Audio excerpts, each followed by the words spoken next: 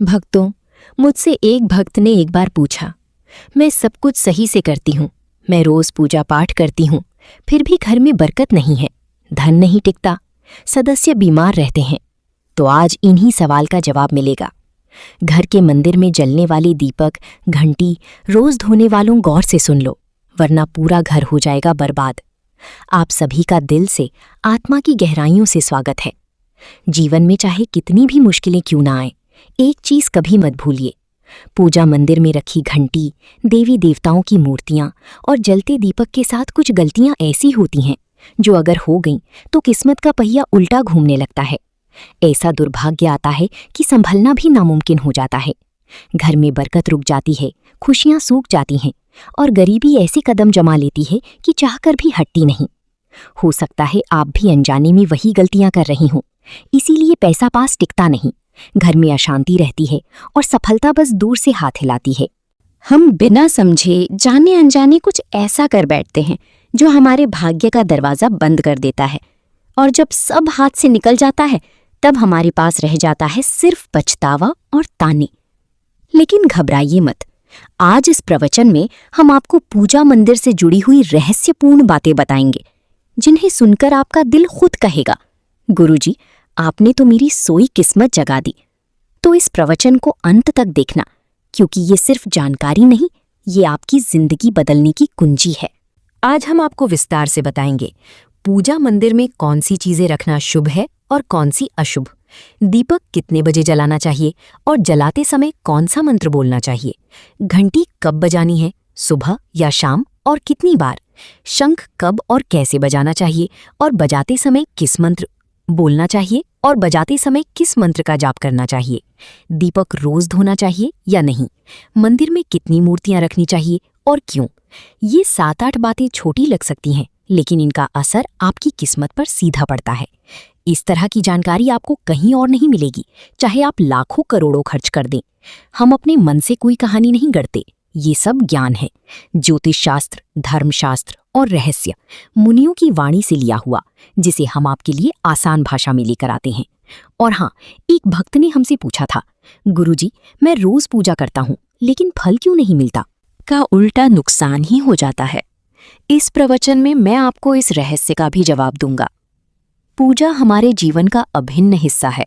हर कोई किसी न किसी देवी देवता की आराधना करता है। कोई माँ दुर्गा के चरणों में शीश झुकाता है, तो कोई भगवान विष्णु के नाम का स्मरण करता है। और हाँ, उनकी पूजा का फल भी मिलता है। लेकिन क्या आप जानते हैं, छोटी छोटी अनजानी गलतियां ही उस फल को रोक देती हैं।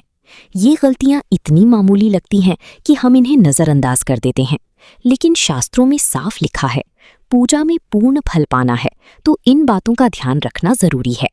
आज हम बात करेंगे घर के मंदिर में दीपक और घंटी के सही उपयोग के बारे में। क्या दीपक को रोज धोना चाहिए या हफ्ते में 1-2 बार? धातु का दिया हो तो कब और कैसे साफ करना चाहिए? मिट्टी की दीपक का सही समय और सही अवसर कौन से हैं? मंदिर में किस प्रकार की घंटी का उपयोग सबसे शुभ माना जाता है? घंटी कब बजानी है, कितनी बार बजानी, और क्या शाम की पूजा में घंटी बजाना उचित है? सबसे पहले बात करते हैं मिट्टी के दिए की। ये साधारण सा दिखने वाला दिया वास्तव में शुद्धता और पवित्रता का प्रतीक है। दिवाली हो, कोई धार्मिक पर्व हो या फिर कोई बड़ा अनुष्ठान, मिट्टी का दिया जलाने का अपना ही महत्व है। घर के मंदिर में या दरवाजे के पास जब इसे जलाया जाता है तो ऐसा लगता है मानो लक्ष्मी माता खुद आपके आंगन में प्रवेश कर रही हों। लेकिन ध्यान दीजिए, जब ये दिया मंदिर में रखा जाता है तो इसके नियम बदल जाते हैं। मिट्टी का दिया एक बार जलाने के बाद दोबारा मंदिर में नहीं रखना चाहिए। हर बार नया मिट्टी का दिया ही उपयोग करना शुभ माना गया है। ऐसा करने से वास्तु दोष दूर रहता है और घर में बरकत बनी रहती है। अब आगे इस प्रवचन में हम जानेंगे मंदिर की घंटी से जुड़े हुए रहस्य, जो शायद आपको पहले कभी नहीं बताए गए। अब आते हैं धातु के दिए पर। आपने देखा होगा कि लोग पीतल या तांबे के दिए इस्तेमाल करते हैं। ये ना केवल सुंदर होते हैं, बल्कि इनका धार्मिक महत्व भी अत्यंत गहरा है। लेकिन इन्हें सिर्फ जलाना काफी नहीं है, इनकी शुद्धि भी उतनी ही जरूरी है। इन्हें रोज धोकर, खासकर गंगा जल से साफ करना चाहिए। गंगा जल से धोने पर दिया पवित्र हो जाता है और घर में सकारात्मक ऊर्जा चारों ओर फैल जाती है। अगर आप हफ्ते में केवल 1-2 बार इन्हें साफ करते हैं तो ये पूरी तरह से शुद्ध नहीं हो पाते, इसलिए इसे अपनी रोजाना की आदत बना लें। और अब आते हैं घर के मंदिर की घंटी पर। पीतल की घंटी की ध्वनि ऐसी होती है जो वातावरण की नकारात्मक ऊर्जा को तुरंत दूर कर देती है और सकारात्मकता का प्रवाह बढ़ा देती है। लेकिन इसे कभी भी दक्षिण दिशा में ना रखें, ये अशुभ माना जाता है। घंटी को हमेशा पूजा स्थल के पास या मंदिर के प्रवेश द्वार पर रखें। सबसे शुभ घंटी वो होती है जिस पर गरुड़ की नक्काशी हो। इसे गरुड़ घंटी कहते हैं और इसे अत्यंत पवित्र व फलदायक माना गया है। अब सवाल आता है, घंटी कितनी बार बजानी चाहिए? भोग लगाते समय घंटी को 5 बार बजाएं। ऐसा करने से भगवान भोग को जल्दी स्वीकार करते हैं। पूजा के दौरान घंटी को जोर जोर से या लगातार नहीं बजाना चाहिए, सिर्फ 3 बार बजाना ही उचित है। घंटी को हमेशा दाहिने हाथ से बजाएं और इसका मुख पूजा स्थल की ओर होना चाहिए। याद रखिए, घंटी को सुबह की पूजा में ही बजाना शुभ माना गया है। शाम की पूजा में घंटी बजाने से बचना चाहिए, क्योंकि शास्त्रों में इसे उचित नहीं माना गया है। इन नियमों का पालन करने से आपका पूजा पाठ कई गुना अधिक फलदायक और प्रभावी हो जाएगा।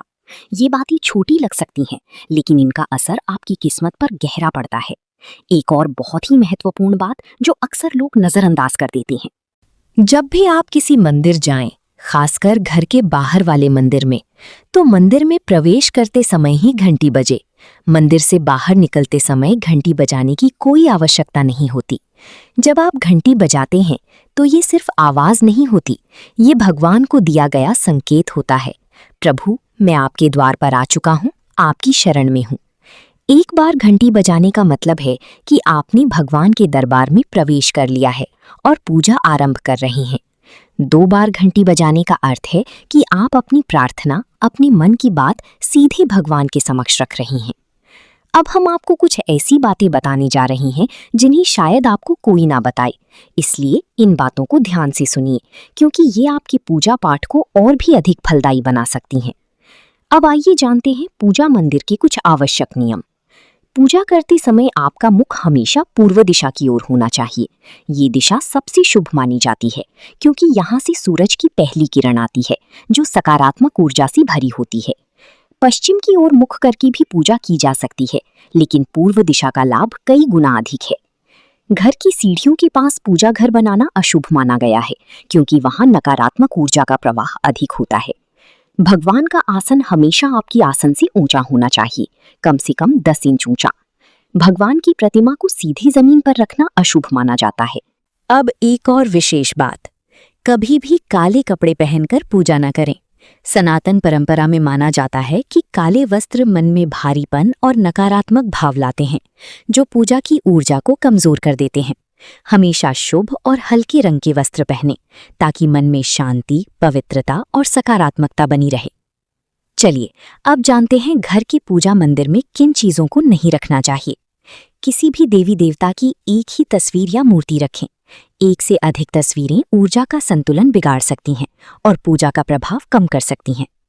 एक ही रूप को स्थान दें, ताकि भगवान की ऊर्जा पूरे मन से आपके जीवन में प्रवाहित हो। घर में शिवलिंग रखना अत्यंत पवित्र माना जाता है, लेकिन इसे सही दिशा में, हमेशा उत्तर या पूर्व दिशा में रखें और स्वच्छ स्थान पर ही स्थापना करें। इसे शोरगुल या गंदे स्थान पर कभी ना रखें। भगवान की टूटी हुई मूर्तियां या फटी तस्वीरें पूजा स्थान से तुरंत हटा दें। टूटी मूर्ति पवित्रता को कम करती है और सकारात्मक ऊर्जा के प्रवाह में बाधा डालती है। इसे शास्त्र सम्मत तरीके से त्याग दें। शंख भगवान की कृपा का प्रतीक है।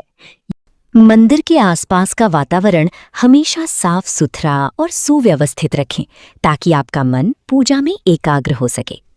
अब बात करते हैं दीपक और उनसे जुड़े महत्वपूर्ण नियमों की। दीपक जलाना सिर्फ एक परंपरा नहीं, बल्कि ये भगवान के आशीर्वाद और कृपा का प्रकाश है, जो आपके घर और जीवन में उजाला भर देता है। दीपक को हमेशा भगवान की मूर्ति के सामने रखें, ताकि उसकी रोशनी सीधे भगवान तक पहुंचे और आपके पूजा स्थल को पवित्रता से भर दे।